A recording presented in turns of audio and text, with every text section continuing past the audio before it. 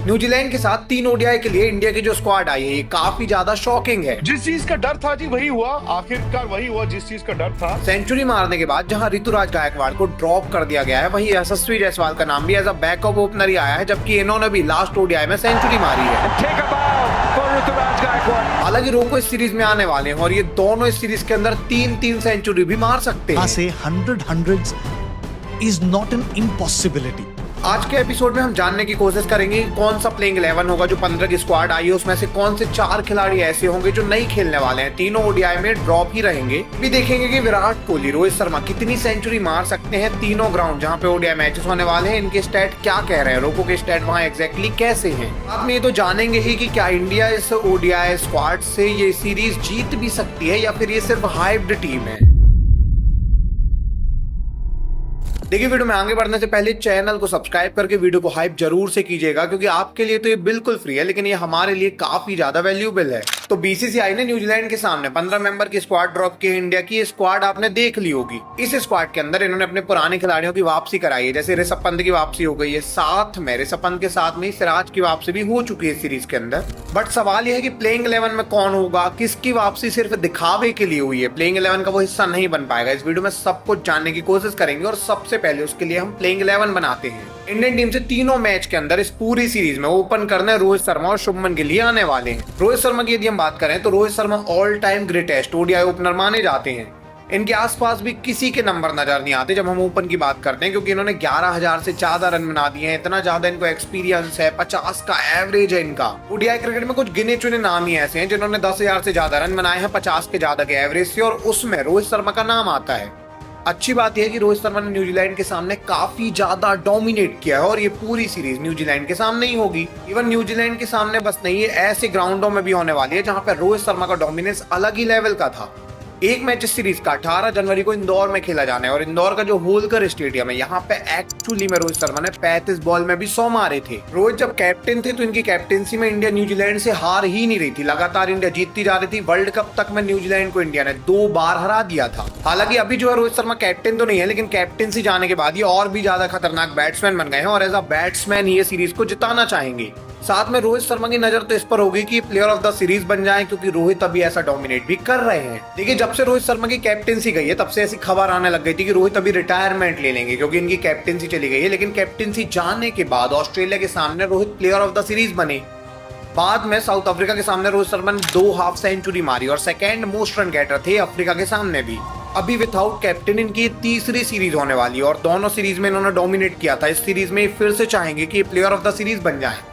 Without captain ये और भी ज्यादा खतरनाक बन चुके हैं, सबको देखने को मिल रहा है और इस सीरीज में सबकी नजर रोहित शर्मा पर होने वाली है। अच्छी बात यह है कि जो सीरीज होने वाली है ये होम ग्राउंड में ही होगी। तीनों मैच इंडिया के अंदर होने वाले हैं और तीनों ग्राउंड जहां पे मैचेस होंगे रोहित के नंबर काफी ज्यादा बढ़िया हैं।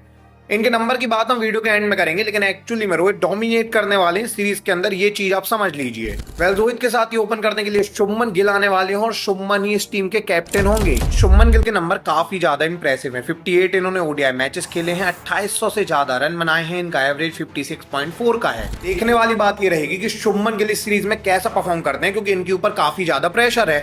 एक्चुअली में शुभमन गिल जो है ये 2 फॉर्मेट के अभी इंडियन टीम के परमानेंट कैप्टन बन चुके हैं, टेस्ट के और ओडीआई के। 2 फॉर्मेट के परमानेंट कैप्टन बनने के बाद भी इनको T20I स्क्वाड से अभी ड्रॉप कर दिया गया है और ये वर्ल्ड कप की टीम में नहीं है। आप सोचिए कितनी बड़ी बात है कि एक खिलाड़ी 2 फॉर्मेट का परमानेंट कैप्टन बनता है और उसके बाद भी वो एक फॉर्मेट से ड्रॉप हो जाता है, 15 की स्क्वाड में भी वो नहीं आता है। साथ में जब से ओडीआई कैप्टन बने हैं सब लोग इनको ट्रोल कर रहे थे, कह रहे थे इनको कैप्टन कैसे बना दिया गया। रोहित के कारण सब लोग इनको बहुत हेट करने लग गए थे, क्योंकि रोहित की कैप्टनसी हटी तो किसी को बर्दाश्त नहीं हुआ। अभी जब से ओडीआई कैप्टनसी में आए हैं तब से रन भी नहीं बना पा रहे हैं, इनके लिए ये भी काफी बड़ी प्रॉब्लम बन गई है। ऑस्ट्रेलिया के सामने इनकी पहली सीरीज थी एज अ कैप्टन और वहां पे तीनों मैच के अंदर फ्लॉप थे, वहां पे रन बना ही नहीं पाए थे। बाद में साउथ अफ्रीका के सामने पार्टिसिपेट ही नहीं कर पाते ओडीआई सीरीज में, क्योंकि वहां पे इंजर्ड हो जाते हैं और तीनों मैच के अंदर केएल राहुल को कैप्टन बनाया जाता है। दिक्कत वाली बात यह है कि जब इन्होंने पार्टिसिपेट नहीं किया तो वहां पे यशस्वी जायसवाल की जगह बन जाती है और यशस्वी ने वहां पे अपनी मैडन सेंचुरी भी मारी ओडीआई की। ऐसे में शुभमन गिल के ऊपर काफी ज्यादा प्रेशर आ गया है, क्योंकि ये T20I से भी ड्रॉप है, ओडीआई के एज अ कैप्टन भी ये परफॉर्म कर नहीं पाए हैं। साथ में जब ये नहीं थे तो इनका जो रिप्लेसमेंट था उसने परफॉर्म किया है। अभी अगर ये परफॉर्म नहीं करते हैं तो लोग कहने लग जाएंगे कि इनको कैप्टेंसी से हटाओ, लोग कहने लग जाएंगे भाई इससे अच्छे यशस्वी जायसवाल हैं। एंड आप खुद ही सोचिए कि यदि बैकअप खिलाड़ी ऐसा बैठा हुआ है जो सेंचुरी मारने के बाद बैठा है, वो बैकअप ओपनर में आए हैं यशस्वी जायसवाल, तो उसके बाद तो शुभमन के ऊपर बहुत ज्यादा प्रेशर होगा। हालांकि शुभमन गिल भी इस बात को अच्छे से जानते हैं, वो भी इस प्रेशर को रिलीज करना चाहेंगे और न्यूजीलैंड सबसे ज्यादा बेस्ट टीम है इस प्रेशर को हटाने के लिए। देखिए एक्चुअली में न्यूजीलैंड के सामने शुभमन गिल के नंबर एकदम टॉप नॉच है, इन्होंने हमेशा ही परफॉर्म किया है। 2023 की स्टार्टिंग में न्यूजीलैंड ने इंडिया का टूर किया था और यहाँ पे शुभमन गिल ने पहले मैच के अंदर ही दोहरा शतक मार दिया था। बाद में इस पूरी ओडीआई सीरीज में इन्होंने लगातार रन बनाए थे, डबल सेंचुरी बस नहीं, इन्होंने 3 ओडीआई मैच की सीरीज में डबल सेंचुरी और 1 सेंचुरी भी मारी थी। सिर्फ 3 मैच के अंदर 360 रन बना दिए थे उस सीरीज में शुभमन गिल ने, और वहां पे इनका जो एवरेज था वो 180 का था। यही वो सीरीज थी जहां से शुभमन गिल को प्रिंस वगैरह बोला जाने लगा था और शुभमन गिल की वैल्यू एकदम पीक में पहुंच गई थी। अभी ऐसे में शुभमन गिल अगेन चाहेंगे कि वही फॉर्म इनकी रिटर्न न जाए, वैसे ही परफॉर्म करें, क्योंकि अगर ये वैसा परफॉर्म नहीं करते हैं तो इनके लिए ही प्रॉब्लम बढ़ने वाली है। देखने वाली बात है कि शुभमन ने ओवरऑल भी न्यूजीलैंड के सामने 7 मैच खेले हैं, T20 ओडीआई सबको मिला दिए जाएं, और 7 मैच में 623 रन इन्होंने बनाए हैं, जहां पे 88 से ज्यादा का इनका एवरेज है। अभी शुभमन गिल T20 से भले ड्रॉप हो गए, लेकिन T20 की सेंचुरी की शुरुआत भी इन्होंने न्यूजीलैंड के सामने ही की थी। मतलब न्यूजीलैंड सबसे परफेक्ट टीम है शुभमन गिल की फॉर्म में वापसी करने की। इवन जो ये ओडीआई के मैचेस होने ये ऐसे वेन्यू में होने जहां पे शुभमन गिल ने हमेशा डोमिनेट किया। इंदौर में शुभमन गिल ने सेंचुरी मार रखी है, BCA स्टेडियम में भी मैचेस होने, वहां पे भी शुभमन ने डोमिनेट किया है। क्योंकि शुभमन गिल के लिए सबसे बेस्ट चीज यही होने वाली है कि वो इस सीरीज के अंदर सेंचुरी वगैरह मारे और अपना कमबैक कर लें। वेल अगर इसके बाद भी शुभमन गिल नहीं चलते हैं तो कोई प्रॉब्लम की बात नहीं है, क्योंकि शुभमन गिल के बाद बैटिंग करने के लिए किंग कोहली आने वाले हैं, मतलब कि गॉड ऑफ ओडीआई क्रिकेट आने वाले हैं। देखिए विराट कोहली ने 308 ओडीआई मैच खेल रखे हैं, 14,500 से ज्यादा रन बना रखे हैं और 58 से ज्यादा का इनका एवरेज है। ओडीआई क्रिकेट की जब भी हम बात करते हैं तो विराट कोहली से बड़ा खिलाड़ी पूरी दुनिया में भी कोई नहीं है। मतलब God of cricket Sachin Tendulkar से ज्यादा सेंचुरी इन्होंने ओडीआई क्रिकेट में मार रखी है। आज भी लोग कहते हैं कि व्हाइट बॉल में विराट कोहली के आसपास भी कोई नहीं है, और ये जो है ओडीआई सीरीज ही है, मतलब यहाँ पे व्हाइट बॉल गेम ही होने वाला है और इसमें विराट डोमिनेट करने वाले हैं। रिसेंट टाइम में साउथ अफ्रीका के सामने विराट ने 3 मैच के अंदर 302 रन बनाए थे, जहां पे इनका एवरेज 151 का था। इंटरेस्टिंग बात यह है कि वो तीनों मैच में 3 सेंचुरी मारने वाले थे। थर्ड मैच में नाबाद लौटे थे और 2 सेंचुरी ऑलरेडी मार चुके थे। मतलब ये इतनी कमाल की फॉर्म में है। लोग तो अभी ये एक्सपेक्ट कर रहे हैं कि विराट शायद इस सीरीज में 3 मैच के अंदर 3 सेंचुरी मार देंगे, जो पॉसिबल भी हो सकता है। अब ये कितने रन बना सकते हैं इस सीरीज के अंदर वो तो हम आगे देखेंगे जब इनके स्टैट देखेंगे हर ग्राउंड के अंदर। पर ये चीज तो तय है कि विराट कोहली जो है ये रोहित शर्मा के साथ सबसे ज्यादा इंपॉर्टेंट प्लेयर है सीरीज के अंदर, क्योंकि विराट रोहित लास्ट 2 सीरीज से man of the series, player of the series बनते जा रहे हैं। अभी सब लोगों की नजर इसी पे होगी और सबको यही लग रहा होगा कि विराट या रोहित में से ही कोई प्लेयर ऑफ द सीरीज बनने वाला है। वेल इनमें से कोई प्लेयर ऑफ द सीरीज नहीं बनता है, जल्दी आउट हो जाता है, तो इसके बाद बैटिंग करने श्रेयस अय्यर आने वाले हैं। देखिए श्रेयस अय्यर जो है इनके लिए काफी ज्यादा इंपॉर्टेंट सीरीज इसीलिए बन गई है क्योंकि अब ये इंजरी से रिकवर होके आ रहे हैं, तो इनकी फॉर्म देखना बहुत ज्यादा इंपॉर्टेंट है। कमाल बात तो है कि श्रेयस अय्यर दुनिया के अभी नंबर 4 के बेस्ट बैट्समैन हैं। एक समय इंडिया के लिए बहुत बड़ी प्रॉब्लम बन गई थी कि नंबर 4 में कोई इनके पास अच्छा बैट्समैन ही नहीं था।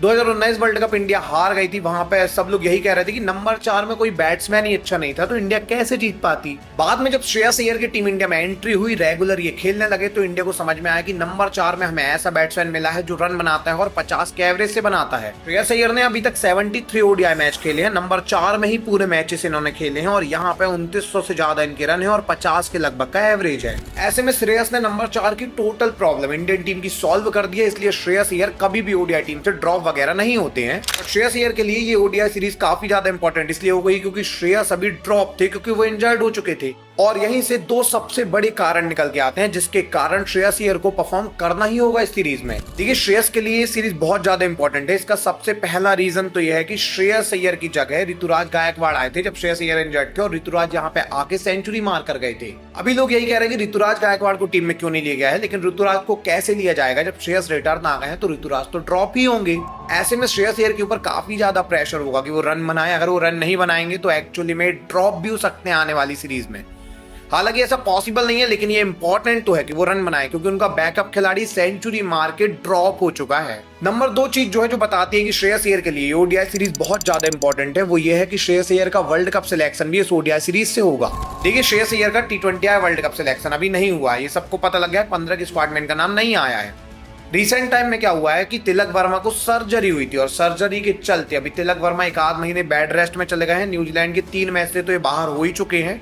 रिपोर्ट के हिसाब से ये भी हो सकता है कि तिलक वर्मा 2026 वर्ल्ड कप ना खेल पाए अगर इनकी सर्जरी पूरे तरीके से रिकवर उससे नहीं हो पाते हैं। तो अगर तिलक वर्मा 2026 वर्ल्ड कप नहीं खेल पाएंगे तो उसकी जगह श्रेयस अय्यर का सिलेक्शन होगा और श्रेयस अय्यर वहां पे पक्का खेलेंगे।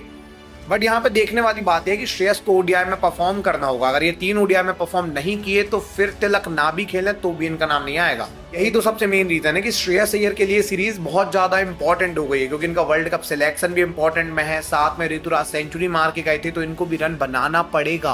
हालांकि हमेशा देखा गया कि श्रेयस अय्यर जब भी ऐसी सिचुएशन आती है कि इनको अपने आप को साबित करना है तो श्रेयस सबसे ज्यादा निखर कर आते हैं। 2023 वर्ल्ड कप के पहले ही ऑस्ट्रेलिया ने इंडिया का टूर किया था। 3 ओडीआई मैच होने थे, वहां पे श्रेयस की फॉर्म देखी जानी थी। उस फॉर्म के हिसाब से इनका सिलेक्शन होता 2023 वर्ल्ड कप के अंदर। वहां पे जब श्रेयस खेलने आए थे तो इंदौर के अंदर जो मैच हुआ था इन्होंने सेंचुरी मारी थी और उसके बाद श्रेयस का नाम वर्ल्ड कप में इजीली आ गया था। अभी ये जो सीरीज है इसके मैच भी इंदौर वगैरह में होने वाले हैं तो श्रेयस के ऊपर सबकी नजर होंगी और ये रन बना के भी जाएंगे। इवन श्रेयस अय्यर का जब कॉन्ट्रैक्ट कैंसिल था, जब भी 2025 चैंपियन ट्रॉफी के पहले इनको रिटर्न लाया गया था कि इनकी अगर फॉर्म अच्छी है तो इनको चैंपियन ट्रॉफी में रख लिया जाएगा। यहाँ पे जब श्रेयस आते हैं तो यहाँ पे भी श्रेयस ने परफॉर्म किया था इंग्लैंड के सामने और उसके बाद ये चैंपियन ट्रॉफी में आए और चैंपियन ट्रॉफी में मोस्ट रन गेटर बने इंडिया के लिए। Over the period of time सबने देख लिया कि श्रेयस अय्यर प्रेशर में और अच्छा खेलते हैं। ऐसे में श्रेयस के ऊपर सबकी नजर होंगी और श्रेयस अच्छा खेलने वाले हैं, ये चीज सबको समझ आ भी रही है।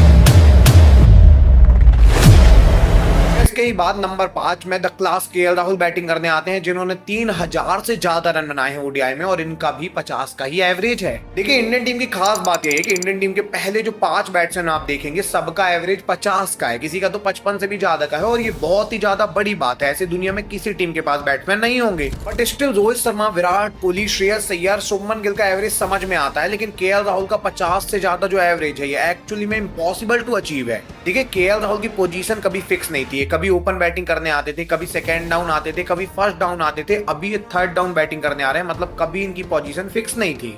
ऐसा बैट्समैन जिसकी पोजीशन चेंज होती रहती है उसका एवरेज कभी अच्छा हो नहीं पाता क्योंकि भाई जो अपनी सही पोजीशन में आएगा वही तो रन बना पाएगा। इसके बावजूद आप देखोगे तो केएल राहुल कहीं भी आते हैं इसके बाद भी 50 के एवरेज से रन बनाते हैं जो एक्चुअली में फिनोमिनल है। केएल राहुल एक लौते ऐसे बैट्समैन है जिनके लिए ये सीरीज ज्यादा इंपॉर्टेंट नहीं है। मतलब ये रन बनाए या ना बनाए, ये ड्रॉप वगैरह कुछ भी नहीं होंगे और ना ही कोई इंपैक्ट पड़ने वाला है इनके करियर में। टेस्ट ओडीआई करियर में इनका सेम चलता रहेगा, दोनों टीम में खेल गए हैं। T20I में इनका नाम वैसे भी कट हो चुका है और इस सीरीज में परफॉर्म करने के बाद भी T20I में इनका नाम नहीं आएगा। मतलब केएल राहुल के लिए ये नॉर्मल सीरीज ही होने वाली है।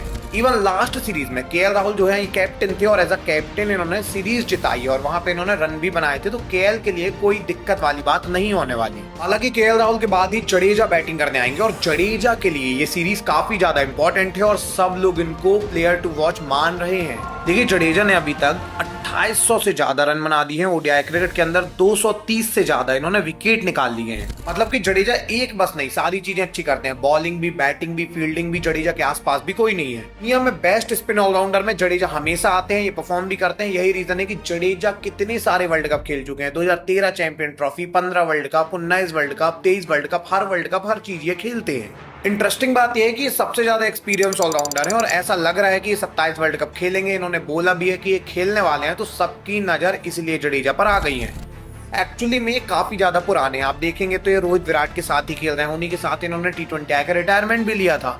अभी जो रोहित विराट है 27 वर्ल्ड कप खेलने वाले हैं, इसलिए रोहित विराट की फॉर्म में हर सीरीज में नजर रहती है कि इनकी फॉर्म खराब ना हो जाए, क्योंकि खराब होगी तो प्रॉब्लम बढ़ जाएगी। ऐसे में जडेजा की फॉर्म में भी नजर रहती है कि जडेजा की फॉर्म खराब ना हो जाए और एक्चुअली में जडेजा को रेस्ट भी दिया जाता है बीच में। अभी आप देखोगे तो इंडिया की जो ऑस्ट्रेलिया के साथ सीरीज हुई थी ओडीआई की, वहां पे जडेजा को रेस्ट दिया गया था। लोगों को वहां लगने लगा था कि जडेजा को एक्चुअल में अब ड्रॉप कर दिया गया है, इनको शायद ओडीआई स्क्वाड में रिटर्न नहीं लाया जाएगा और वहां पे सब यही चर्चा कर रहे थे। बाद में साउथ अफ्रीका के सामने जडेजा रिटर्न आते हैं और बताते हैं कि भाई मुझे ऐसे ड्रॉप नहीं कर सकते हैं। बट साउथ अफ्रीका के सामने जो सीरीज थी ना, वहां पे जडेजा ने रन तो बनाए हैं बैट से, लेकिन विकेट एक ही निकाला है। तीनों मैच में इन्होंने बॉलिंग की थी पूरी। मोटा मोटा आप कह सकते हैं कि जडेजा जो है ये ड्रॉप तो अभी तक नहीं हुए हैं, लेकिन ये अभी परफॉर्म नहीं किए हैं लास्ट अपनी सीरीज में।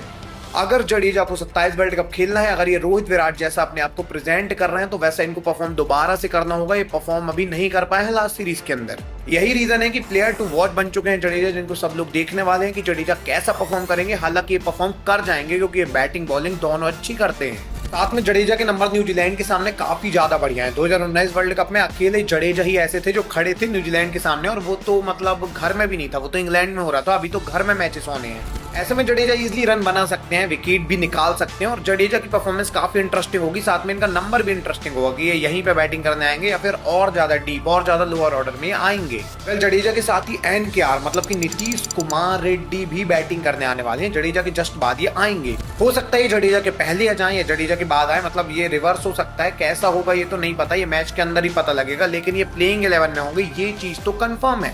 अब आपको लग रहा होगा कि नीतीश कुमार रेड्डी प्लेइंग 11 में कहां से आ गए, ये तो ओडीआई टीम का हिस्सा ही नहीं थे, एकदम से इनकी एंट्री ओडीआई टीम में हो कैसे गई। देखिए, एक्चुअली में ओडीआई टीम में हार्दिक पांड्या हमेशा रहते हैं, लेकिन हार्दिक पांड्या को इस बार ओडीआई स्क्वाड में सिलेक्ट नहीं किया गया है। एनसीए ने बोला कि हार्दिक पांड्या 10 ओवर अभी बॉलिंग नहीं कर सकते हैं क्योंकि 26 का वर्ल्ड कप है, तो इनके बॉलिंग में प्रॉब्लम आ जाएगी, उसके बाद ये इंजर्ड हो सकते हैं, तो इनसे 10 ओवर ना फिकवाए जाएं। यही कारण था कि बीसीसीआई मैनेजमेंट ने अभी इनको सिलेक्ट नहीं किया है, हार्दिक को रेस्ट दिया है ताकि ये 26 वर्ल्ड कप आसानी से खेल पाए। अब जो इंडियन मैनेजमेंट है, इनको हार्दिक का रिप्लेसमेंट चाहिए था, और हार्दिक एक फास्ट बॉलिंग ऑलराउंडर है जो बॉलिंग फास्ट करते हैं और ऑलराउंड मतलब बैटिंग भी करते हैं, और इनका रिप्लेसमेंट इनको कोई मिल नहीं रहा था, तो इन्होंने नीतीश कुमार रेड्डी को लिया है। नीतीश कुमार रेड्डी बॉलिंग भी करते हैं, बैटिंग भी करते हैं, इनको लिया गया है, लेकिन ये बिल्कुल भी एक्सपीरियंस खिलाड़ी नहीं है। अभी तक नीतीश कुमार रेड्डी ने 2 मैच बस खेले हैं ओडीआई के अंदर, 27 रन बस बनाए हैं और 0 विकेट निकाले हैं। देखिए, नीतीश कुमार रेड्डी के लिए ये सीरीज काफी ज्यादा इंपॉर्टेंट इसलिए बन जाती है क्योंकि अगर ये परफॉर्म करेंगे तो लोग इनको देखने लग जाएंगे एज अ ओडीआई खिलाड़ी भी। हालांकि ये बात तो तय है कि हार्दिक को रिप्लेस करना इम्पॉसिबल है, हार्दिक का रिप्लेसमेंट कोई कभी भी नहीं हो सकता है। बट एक्चुअली में हार्दिक पांड्या जगह जगह में इंजर्ड होते रहते हैं, और जब भी ये इंजर्ड होते हैं तो इनका रिप्लेसमेंट टीम को नहीं मिलता, तो टीम या तो परमानेंट बॉलर रखती है या फिर परमानेंट बैट्समैन रखती है। अगर नीतीश कुमार रेड्डी सीरीज के अंदर परफॉर्म कर जाते हैं बॉलिंग से या बैटिंग से किसी भी चीज से, तो इसके बाद जब भी हार्दिक इंजर्ड होंगे, नीतीश का नाम बिना किसी झिझक के आ जाएगा और नीतीश की जगह लगातार बनने लग जाएगी। साथ में अच्छी बात यह है कि ऑलराउंडर के रिप्लेसमेंट में नीतीश कुमार रेड्डी आ रहे हैं, और ऑलराउंडर के रिप्लेसमेंट में अगर ये आएंगे तो बैटिंग भी इनकी आने वाली है और बॉलिंग भी इनको दी जाएगी। बॉलिंग काफी ज्यादा इंपॉर्टेंट है क्योंकि ये बॉलिंग से विकेट निकाल सकते हैं, ये देखने वाली कड़ी होगी कि बॉलिंग में कैसा परफॉर्म करते हैं। बैटिंग में तो सिचुएशन के हिसाब से इनकी बैटिंग आएगी, कभी ये ऊपर आएंगे कभी ये डाउन में आएंगे, मतलब इनकी बैटिंग पोजीशन चेंज हो सकती है। नीतीश कुमार रेड्डी के बाद ही प्लेइंग 11 में वॉशिंगटन सुंदर भी जगह बनाने वाले हैं, और ये चीज होने वाली है।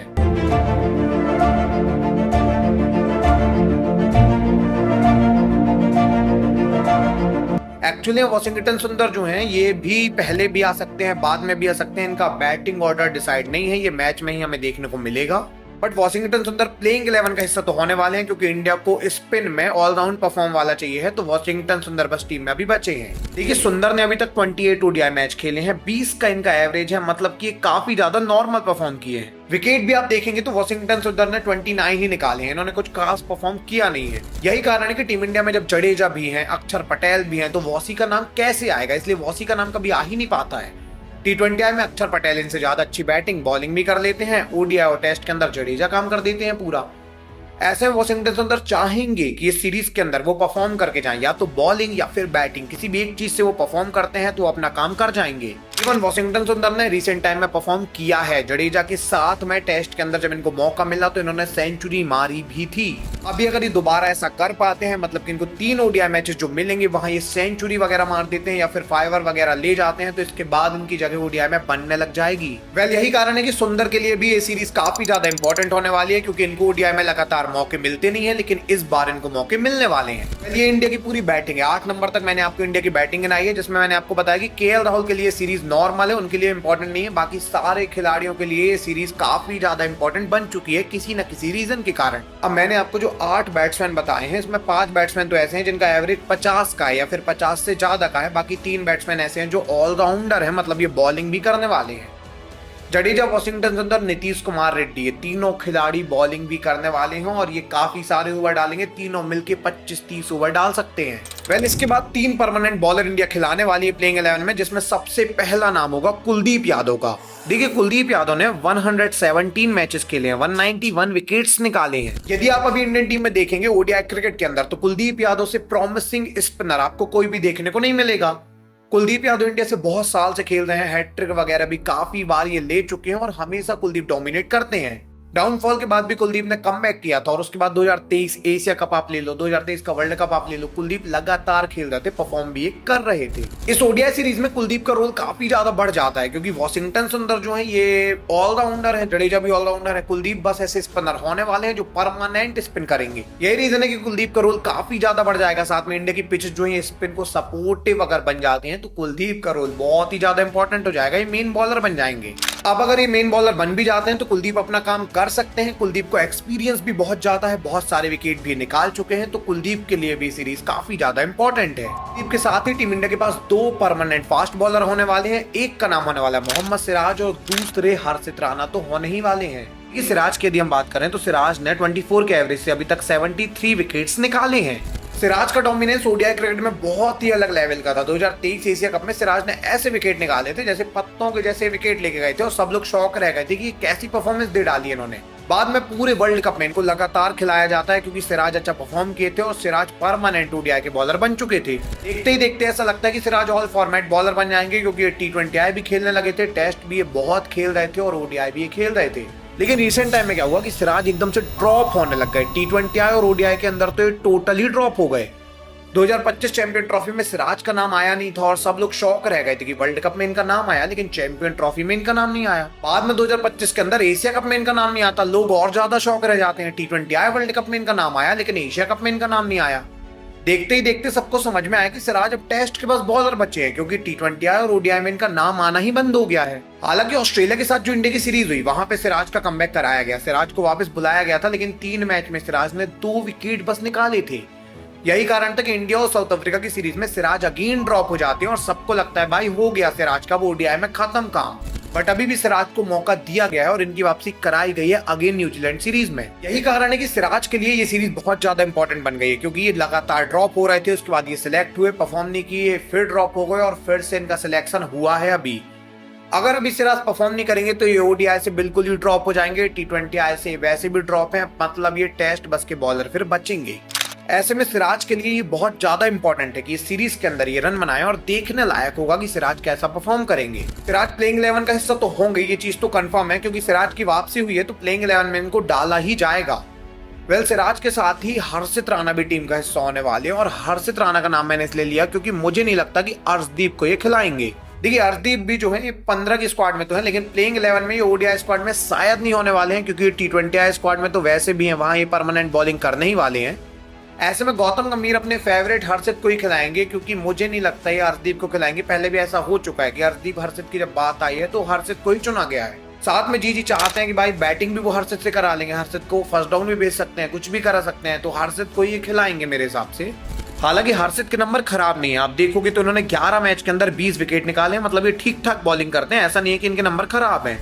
बस बात यही कि हर्षित राणा को फेवरिज्म के चक्कर से लाया जाता है तो लोग काफी ज्यादा भड़क जाते हैं। ऐसे में हर्षित की परफॉर्मेंस इंपॉर्टेंट हो जाती है क्योंकि ये फेवरेटिज्म के चक्कर से आए हैं। अगर ये परफॉर्म नहीं किए तो 1-2 मैच के बाद इनको ड्रॉप करना ही पड़ेगा और अर्शदीप को लाना ही पड़ेगा। अगर हर्षित को 1-2 मैच में मार पड़ जाती है तो इसके बाद अर्शदीप को इनको लाना ही पड़ेगा, मतलब प्लेइंग 11 में हर्षित भी हो सकते हैं, अर्शदीप भी हो सकते हैं। मोटा मोटा आप कह सकते हैं कि अर्शदीप या हर्षित में से सिराज के साथ कोई एक डुओ बनाने वाला है फास्ट बॉलिंग का, जो पहले 10 ओवर में 5-5 ओवर डालेंगे ये। अब देखिए टीम इंडिया की यदि आप 11 की स्क्वाड देखेंगे तो आपको समझ में आएगा कि 2 परमानेंट फास्ट बॉलर होने वाले हैं, एक स्पिनर होने वाला है कुलदीप यादव के तौर पर, मतलब 3 ही बॉलर अभी हुए हैं। लेकिन 3 बॉलर हमने पहले डिस्कस किए थे, NKR मतलब नीतीश कुमार रेड्डी, रविंद्र जडेजा, वॉशिंगटन सुंदर, ये तीनों भी ओवर डालने वाले हैं। मिला जुलाकर 3 परमानेंट बॉलर होंगे, 3 ऑलराउंडर होंगे जो बॉलिंग करते हैं, 6 बॉलर टीम इंडिया के होने वाले हैं। इवन आप देखेंगे तो फास्ट बॉलिंग में सिराज, हर्षित राणा, NKR का ट्रियो बन जाएगा, स्पिन के अंदर भी कुलदीप, जडेजा, वॉसी का ट्रियो बन जाएगा। अब इस स्क्वाड में आपको लग रहा होगा कि यार पूरे तो पुराने खिलाड़ी हैं, नया खिलाड़ी जो कमबैक में आए थे, जो अभी सेंचुरी मार के आए थे, वो कहाँ है एक्चुअली में। देखिए मैनेजमेंट ने जब 15 की स्क्वाड ड्रॉप की तो इन्होंने खुल के बताया कि ऋषभ पंत की वापसी हो रही है, इन्होंने खुल के बताया कि यशस्वी का सिलेक्शन होने लग गया है, यशस्वी 15 की स्क्वाड में थे। बट रियलिटी अब यही है कि ऋषभ पंत का नाम 15 बस में आया है, 11 में ऋषभ बिल्कुल भी नहीं खेलने वाले हैं क्योंकि ऋषभ जो है ये KL के बैकअप में आए हैं। KL राहुल को तो ओडीआई से ड्रॉप किया ही नहीं जा सकता, उनका 50 का एवरेज है, मतलब ऋषभ पंत सिर्फ सीट में बैठे रह जाएंगे, पानी ही पिलाएंगे। यही कहानी आप देखेंगे तो यशस्वी के साथ ही, यशस्वी ने सेंचुरी मारी तो इनका नाम तो आ गया है लेकिन एज अ बैकअप ओपनर आया है, शुभमन गिल के बैकअप में इनका नाम आया, मतलब इनकी भी जगह नहीं बनेगी। साथ में प्रसिद्ध कृष्णा एक बचते हैं जो आए हैं 15 के स्क्वाड में, बट मुझे नहीं लगता ये 11 के स्क्वाड में जगह बना भी पाएंगे। हो सकता है एक आध मैच खेलने, बट ये तीनों मैच तो नहीं खेलने वाले हैं। वेल, अब जानने की कोशिश करते हैं कि एक्चुअली विराट कोहली, रोहित शर्मा इन 3 ओडीआई मैचेस में कितनी सेंचुरी मार सकते हैं, इनके कैसे नंबर हैं इन तीनों स्टेडियम के अंदर। देखिए, पहला मैच जो होना है ये BCA स्टेडियम में होना है जो गुजरात के अंदर है, और यहाँ पे यदि आप देखेंगे तो कोहली ने एक ओडीआई मैच बस खेला है और एक ओडीआई मैच में इन्होंने 63 रन मारे थे नाबाद।